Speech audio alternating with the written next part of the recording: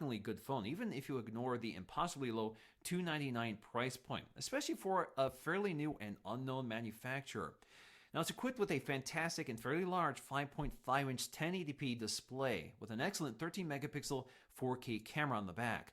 But perhaps the two biggest reasons I love this phone is the software and the battery life. Now, the OnePlus One is powered by CyanogenMod 11S, which is one of my favorite versions of Android, which gives you plenty of useful best battery performance on the phone I've seen this year. I'm also a big fan of the sandstone texture on the back of the black phone, which makes the phone very nice to handle and nearly impossible to drop. So it's actually really nice to use a phone without a case for once. Now, although the One doesn't have the best camera or the best display on the list, the combination of great software and solid design makes this phone a standout for 2014, even before you consider the pricing. For number 6, I've chosen the HTC One M8 Google Play Edition, which is one of the first phones to be introduced in 2014.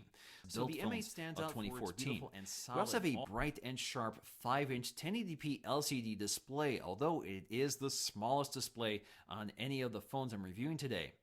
Now, the M8 also has the best sounding speaker system of any phone, with front-facing HTC Boom Sound stereo speakers. So although we do have other phones with stereo front-facing speakers, these are by far the best.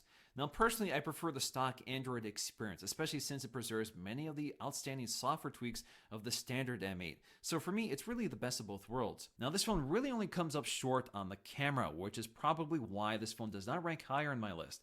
Now, the ultra-pixel camera is work with nowadays. Now, that ultra-pixel camera is supposed to give you better low-light performance, and it does, but newer cameras are now using optical image stabilization and more powerful image processing software and hardware to give you even better results, despite having much higher resolution to work with and smaller pixels.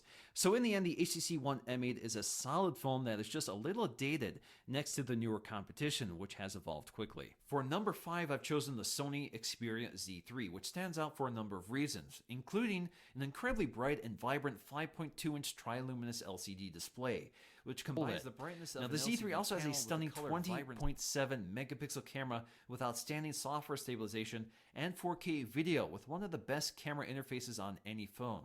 It's also made beautifully with an all-glass and metal design, which is thin and compact, and it's the only water-resistant phone on my list, which unfortunately means we have to deal with the inconvenience of watertight flaps covering some of the ports and slots. And like some of the other great phones on this list, we have a set of front-facing stereo speakers. Overall, the Z3 brings outstanding design, attractive Android skin. Its only weakness is battery life, especially if you use the screen at maximum brightness, but its many other strengths make it one of my favorites of the year. For number 4, I've chosen the LG G3, which is one of the first phones this year to launch with a QHD display, and it does so in a very compact and lightweight form factor with very thin bezels. This phone is a good example of why screen size is not fully indicative of phone size, because the G3 is actually more compact than any other 5.5-inch phone on the market and is almost as compact as smaller screen devices like the Galaxy S5.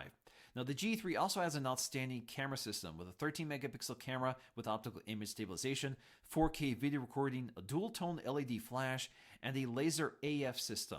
So with laser-assisted autofocusing, the G3 can find